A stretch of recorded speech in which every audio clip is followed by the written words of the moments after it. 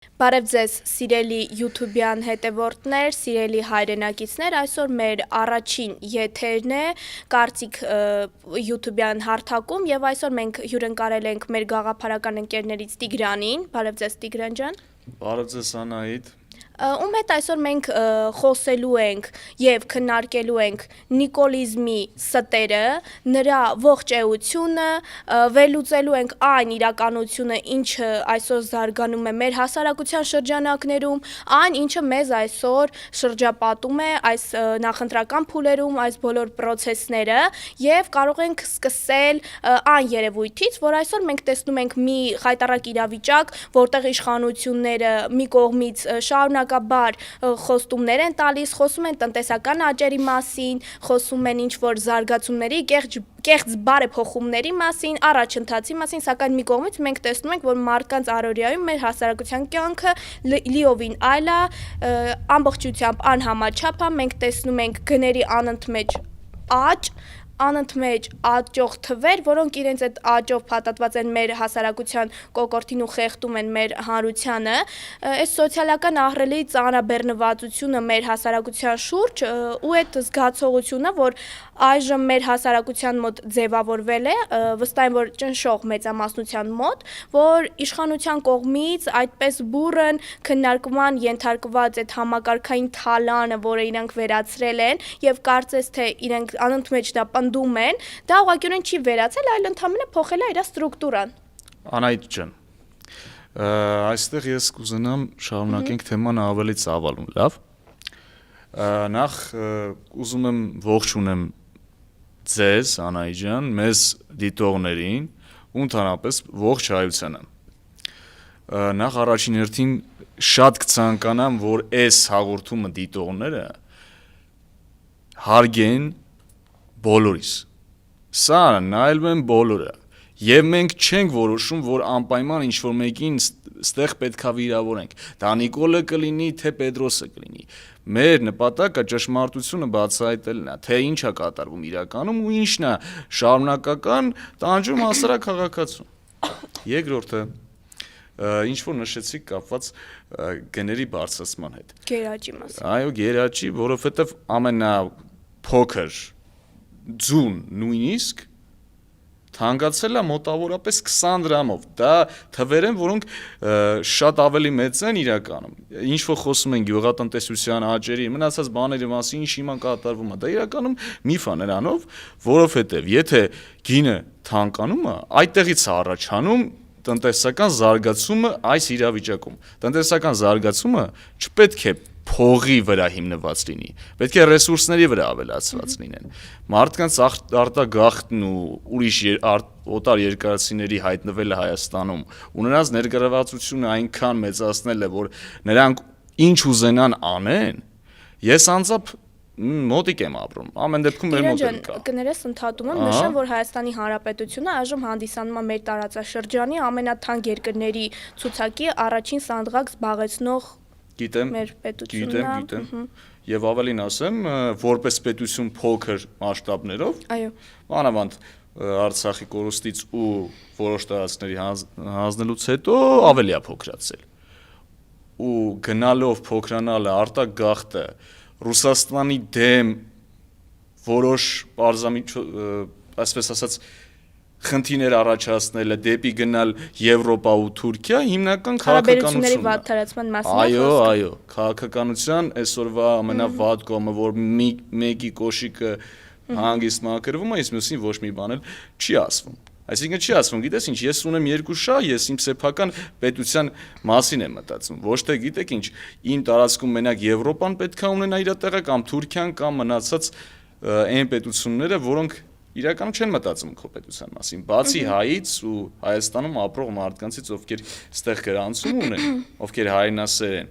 Մնացած պետությունները չեն պատրաստվում գալ մեր տեղը, մեր գործունեությունը վարեն։ Անահիտ ջան, իսկ ինչ ես մտածում, եթե այսպես շարունակվի, ինչ տեմպերի կհանդիպենք։ Մի բա ես ուզում եմ մանրադարձ կատարեմ այս քննարկման ձևաչափում այն մտքին, որ մենք ասում ենք, որ մեր պետության ներսում կա պառակտվածություն, կա վստահության պակաս ու հասարակության մոտ կա ձևավորված նման բաժանումներ, դրանք իհարկե տանում են, թուլացնում են մեր դիմադրողականությունը, Հայաստանի Հանրապետության ողջ կամքը, այստեղ տրամաբանական է դառնում, որ արտաքին ազդեցությունները առավել հեշտ են դառնում, նման իրավիճակներում արտաքին ուժերը սովորաբար ավելի հեշտ են իրականացնում իրենց քաղաքական եւ ռազմավարական շահերը տարբեր ուղղություններով, հա, ու հենց այս համատեքստում հատկապես կարևոր է Ռուսաստանի դերակատարումը, որ Հայաստանի համար շատ մեծ դեր ունի, երկար տարիներ դեր պատմությունից եկած եղել է ու կրել է շարունակական բնույթ, լինելով հենց Հայաստանի Հանրապետության համար նշանակալի գործոն, թե անվտանգության, թե տնտեսության եւ թե տարածաշրջանային ընդհանուր գործընթացների տեսանկյունից ու հենց այդ պատճառով իր ազդեցությունը չի կարող որևէ կերպ դուրս մնալ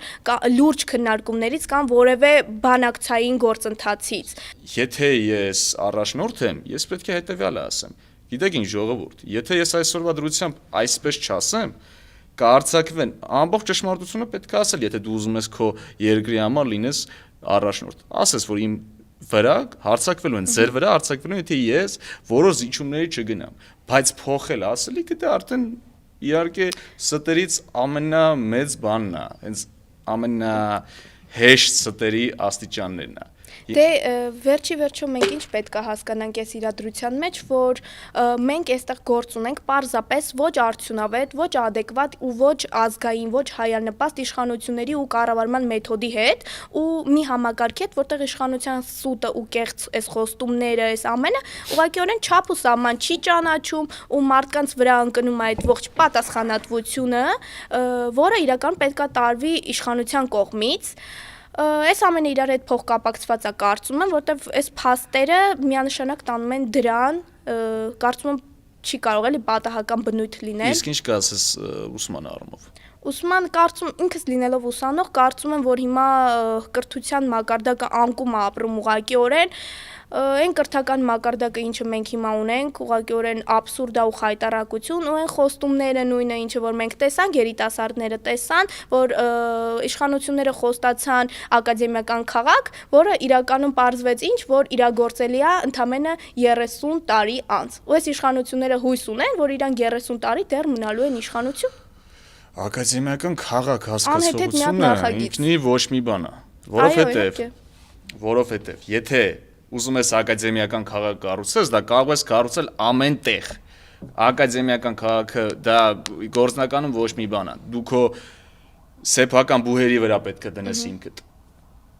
Դե տես բյուջեից դուրս գրվեցին բազում Շատ գումարներ, բան են դուրս գերմանական նախագծերին տրվեց։ Ասեմ ձեզ, որ հենց հիմա այդ փողը որ դուրս են գրել, մեզանից են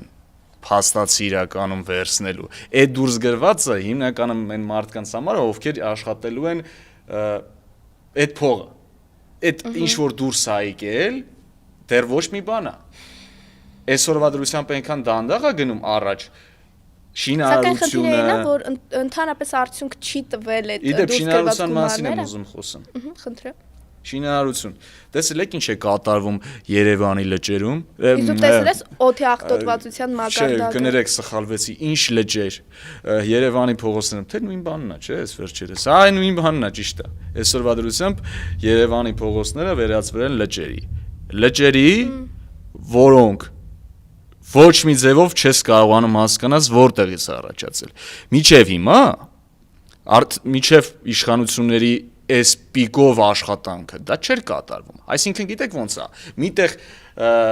կոպիտ ասած դրված է որ լավ է լինելու, միտեղ վատ է լինելու, որը սուտ է։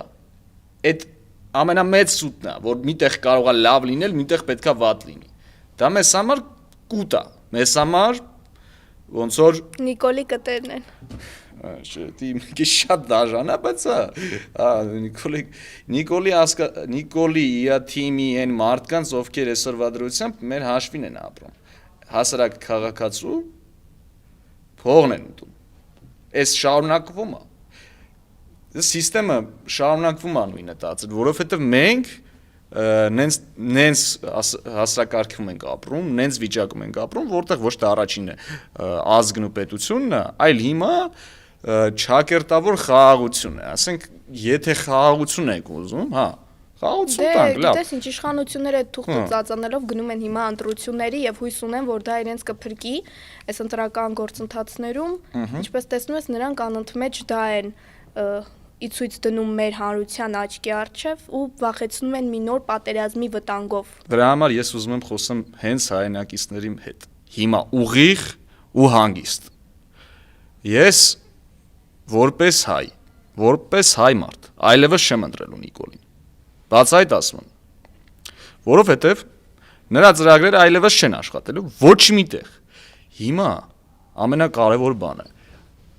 Հայաստանում ապրում են ընդամենը 1.5 միլիոն մարդ, Ռուսաստանում 2 միլիոն հայ է ապրում, հայ լեզվով խոսացող հայրենակից։ Նայեք, ամենամեծ հարցը սա է կատարվում։ Մենք ընտրելու ենք Թուրքիայի թե Ռուսաստանի միջև կամ Եվրոպայի, չէ որ Եվրոպան, Թուրքիան եւ այս դեպքում Ամերիկան միա աշխատանք են կատարում, մի ձևով են աշխատում, նույն շահերի համար են աշխատում, բոլորն էլ Ռուսաստանի դեմ են կամ այդ համակարգի համար են աշխատում։ Այսինքն այս պատերազմները ինչ որ կատարվում են, հիմա այն պետությունների դեմ են կատարվում, որոնք պահում են սեփական ինքնորոշումը։ Դա Իրանն էլ է այդպեսին։ Ճիշտ է, Իրանը ունի ծայրահեղ մտածելակերպ պետության տեսանկյունից, բայց նա պահում է իր սեփական ազգը, իր սեփական գաղափարախոսությունը։ Ռուսաստանն էլ է այդպեսին։ Կիսա բռնապետական, բայց շատ էֆեկտիվ ու իհարկե սեփական արժանապատվությունը պահող պետություն է։ Ես խորհուրդ եմ տալիս այն մարդկանց, ովքեր ինձ նայում են ու մեզ են նայում, այս հաղորդման շնորհիվ։ Հիշեն մի բան, որ երբեք չի կարելի Թուրքի կողմից աշխատողի համար լինել մսացու։ Ես ավելի լավ ընտրեմ դեպի Ռուսաստան գնացող ճամփեն, քան ինքնորոշման սուտ ու սխալ ձևով գնացող ճամփեն, որը իրականում կերակրում է թուրքական ու ադրբեջանական ուժերը։ Ես չեմ մեղադրում, որ այս իշխանությունները ինքնը կամ են դա անում, չէ, բայց եթե ընտրում ես երկու կողմություն ունի, աշխարհը երկու կողմի է բաժանված, կամ Ռուսաստան, կամ Ամերիկա ու նրա դաշնակիցները։ Ես ընտրելու եմ, որ այսքան ժամանակ չի եղել բաց այդ հարձակումներ կապված սխալ ձևով մեր ինքնորոշության վրա, ես ընտրելու եմ այդ կողմը։ Այսինքն ավելի լավ է լինես ռուսի կողմից, Ռուսաստանի կողմից։ Ռուսամետ այդպես ասված։ Չէ, ռուսամետ երբեք չես կարող լինել։ Ես ռուսամետ երբեք չեմ լինի։ Ես հայ եմ ու հայամետ եմ։ Ավելի լավ է լինես այն կողմում, որը քեզ չի ոչնչացնում, բառից բուն իմաստով, չի տալիս հնարավորություն Թուրքի կողմից լինել ինչ-որ նորաձև, բայց նույն սխեմայով ավելի վատ աշխատող կարելի է մեկ բառով անվանել կամակատար, կարծում եմ։ Այ ապրես, կամակատար, կրկնում եմ, սա կարող է եւ ոչ մեկի մեղքը չի իրականում, բայց որ Նիկոլը դա հասկանում է կամ իր թիմը հասկանում է, որ ճանապարհը երկու կողմա բաժանվում, դա հաստատ է։ Եվ Եվրոպան էլ, ընդհանրապես բոլոր եվրոպական պետությունները, բոլոր պետությունները, ոչ մեկ քո շահի համար չի աշխատում, եթե դու չես առաջարկում քո շահը իրանց։ Դու չես առաջարկելու քո ռեսուրսները, քո տարածքում մաքսիմում ինչա կատարվում այսօրվա դրությամբ, քո տարածքով ինչ ռեսուրսներ ունենք։ Դու տեղյակ ես ինչ ռեսուրս մենք կարող ենք առաջարկել այս բան, ինչ որ կա, տենց ռեսուրս, որ մենք կարող ենք առաջարկել Եվրոպայում, բացի տարածքներում մարդիկ ապրելուց մեկ էլ հա տուրիզմից, որ այդքան էլ այդպես մեղմ ասած լավ վիճակում չի այսօր պատերազմի պատճառով։ Գիտես, այս շրջանակներում, այս նույն համատեքստում ինչ եմ ուզում քննարկենք, որ այս իշխանությունների գործոնը արդեն մեր համար ակնհայտ է, ու ներսում կա այս բաժանարար գծերը, այս ամենը, ու որ մեր հասարակության շրջանակներում բաժանվածություն կա, պառակտում կա, ու հենց այս իշխանությունների կողմից հռչակվել է մեր հասարակության մեջ բաժանում սևերի, սպիտակների, այդպես կոչված, ինչը սերտորեն կապված է հենց իրանց այդ գործելավոճի հետ, իրանց այդ կամակատար լինելու հետ, որը հարված է մեր հասարակության համախմբվածությանը, ու այս հասկացողությունը երբ է ի հայտ եկել, հենց այս իշխանությունների ու օրվա ռեժիմի գործելակերպի ու գործելավոճի արդյունքում, հենց իրանց ներազդեցության շնորհիվ ու հենց իշխանությունների ներազդեցությունը, հենց այս ներազդմամբ ձևավորվել է այս միջավայրը, որտեղ մարդիկ միմյանց չեն վստահում, իշխանություններին չեն վստահում, ու այստեղ բնական հարց է ինձ հուզում, որքանով է այս ամենը բացում դաշտը արտաքին ուժերի համար, ինչքանով է սա ստեղծում պայմաններ արտաքին ներազդեցության գործոնի համար, ու ով է շահում այս իրավիճակում, եթե ոչ մեր թշնամին, ու եթե մեր երկրի ներսում, այո, չկա այդ դիմադրողականության ուժ, ինչը մենք տեսնում ենք, բացի թշնամուց կարելի ասել, որ ոչ մեկ չի շահում, ու մենք գալիս ենք մի հատ եզրահանգման, այն առանցքային կետին, որ արդյոք մեր պետության նման փոքր պետությունը, ինչպիսին Հայաստանի Հանրապետությունն է, իրավունք ունի նման շռայլություններ, իրեն շռայլություններ ճակերտավոր ասված, թույլ տալու լինել արժեքապես չձևավորված եւ ինքնությամբ թույլ, այսպես ասված, ոչ ցեղագրոն, ինչը մենք տեսնում ենք, ինչին տանում է հիմա այս իշխանությունը, թե սա ուղիղ ճանապարհ դեպի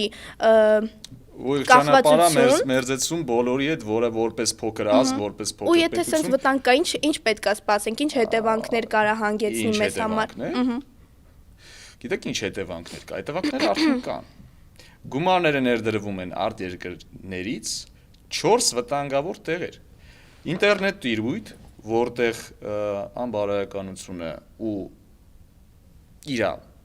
մեծ ազդեցությունները տարբեր ոլորտներում շատանում, հա։ Այո։ Երկրորդը, եթե Եվրոպային նայում ենք,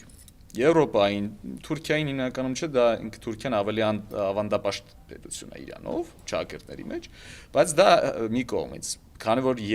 մի քանի գործոններ կան, Եվրոպան ունի իր գաղափարախոսությունը, ընդունում են հիմնականում այլասեռումը։ Այլասեռում հասկացողությունը ո՞րն է։ Նույն միասեռականությունը, հա։ Ինչը հիմա շատ տարածում է գտել ու տարածումը գիտեք ինչպես է, որտեղ փող ես ներդնում, որտեղ հնարավորություն կա ներդնելու, գլուխները հիմնականում այդպիսին են։ Այսինքն գլուխը եթե համաձայնա դրա հետ, մարդկանց ոչնչացնելու ամենահեշտ երևույթը դա է, պետություններ։ Որտեղ փող ներդնես, դրանք անում են այն մարդիկ, ովքեր իրանք են հենց պետություն, ու իրանք են պաշտպանում իրանց պետությունները։ Պետությունները սառը պատերազմը արդեն տեղափոխվել է ավելի մեծ մասշտաբներ, արդեն ինտերնետ տիրույթում է, արդեն օրենքների ձևերում է։ Մարդկանց տկարամտությունը կամ քիչ հասկացողությունը դեռ սարքում են զենքեր։ Զենք իրա դեմ։ Ինքը չի հասկանում, որ դրան է մղվում։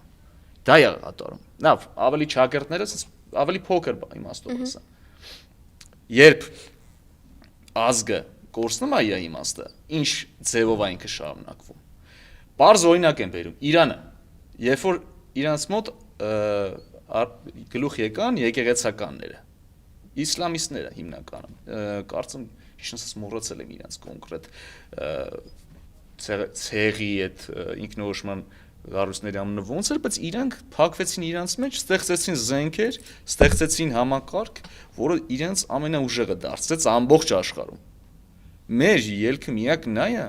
որ մենք ընդունենք, որ որպես ես, որպես հայ, ուզում եմ որ ուժեղ տեսնեմ իմ պետության, ու դա զենքի միջոցով չի լինելու առաջին։ Դա գաղափարախոսություն, հավատ, գաղափարախոսություն ու ամենակարևորը ազգային միասնականություն կարծում եմ։ Դա ամենամեծ կարևորությունն է, բայց ազգային միասնականությունը եկեք հասկանանք, որ մեր երկրորդական չէ, բայց այն տեղում է, որ ազգայինը այսօրվա դրությամբ գնալով քչանում է, ու եթե նա վերականգնենք, նա էլ կգա իր հետևից։ Բարձ հասկացողություն, ցեղակրոնությունը այն ժամանակ, մանավանդ Նժդեի ժամանակ, ճիշտ է ժամանակները փոխվել են, բայց զենքն ու ուտելիքն ու փողը չի փոխվել։ Ընդհանրապես արժեքն է։ Մարդկային պահանջարկները ես կասեմ։ Պահանջարկները հավատացեք, շատ բան չի փոխվել, ուղղակի այսպես ինտերնետն է ավելացել։ Всё, այո։ շատ բան չի փոխվել։ Ինտերնետը մնացած ինստինկտիվն են ավելացել։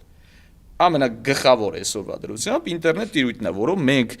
դուք մեզ նայելու եք, լսելու եք։ Մնացածը բոլորը նույնն են, հավատացեք։ Նույն ձևի եվրոպական պետությունները ընտրել են ավելի ուրիշ ձևով իրանց պետությունները զարգացնելու, բայց մենք այդ իրավունքը չունենք թողելու, որ թշնամին մեր մեջ գնալով շատանա, որ այսօր կատարվում է։ Սիրելի հայրենակիցներ, ժողովուրդ ջան,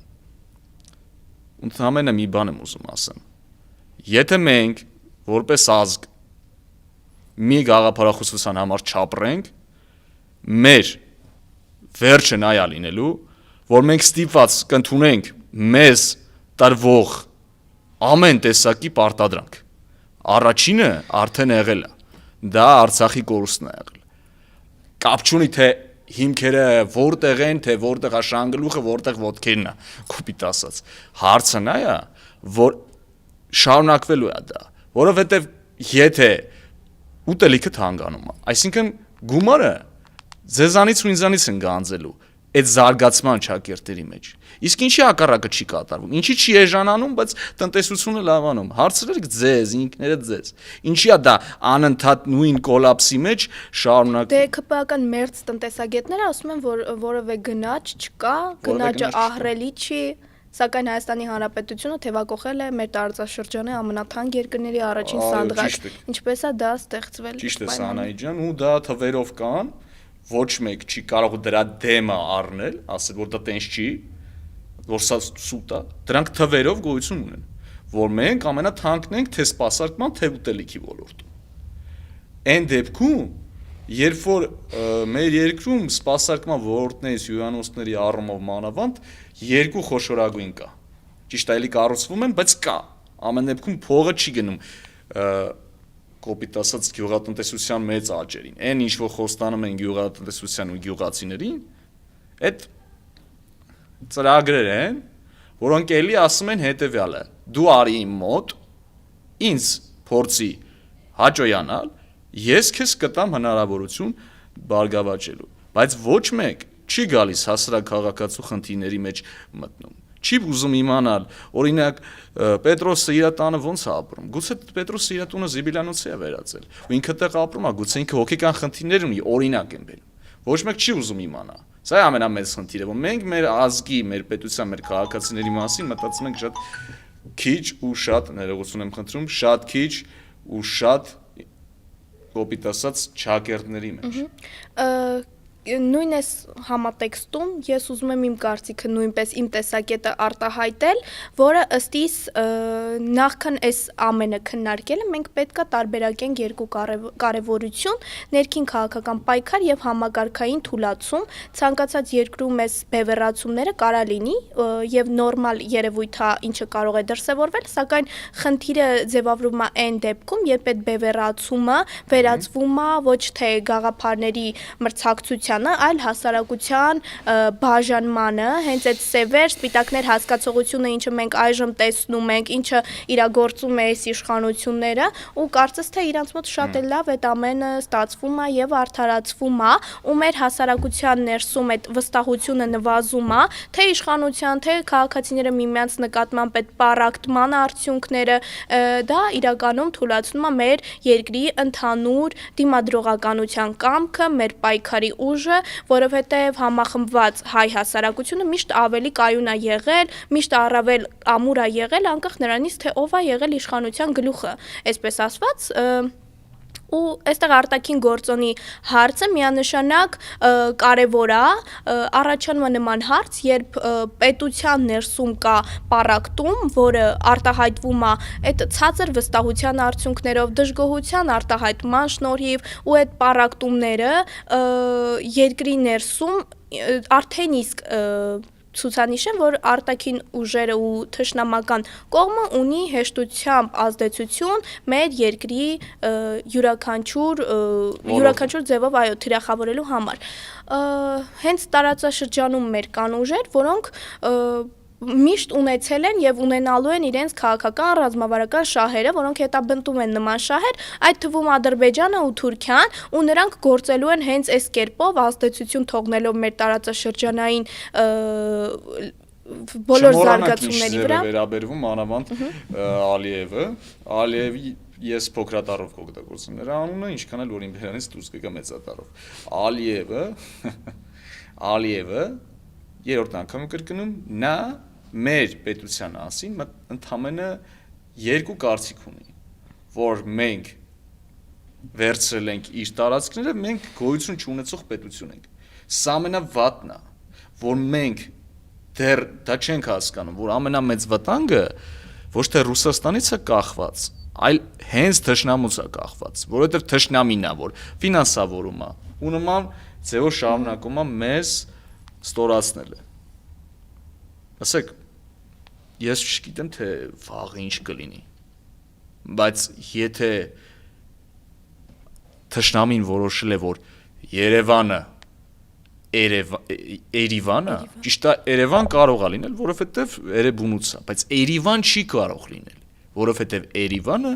ադրբեջաներեն է։ Ավելի շուտ իրանց հորինած լեզվով, որովհետև դա այդպիսի ազգ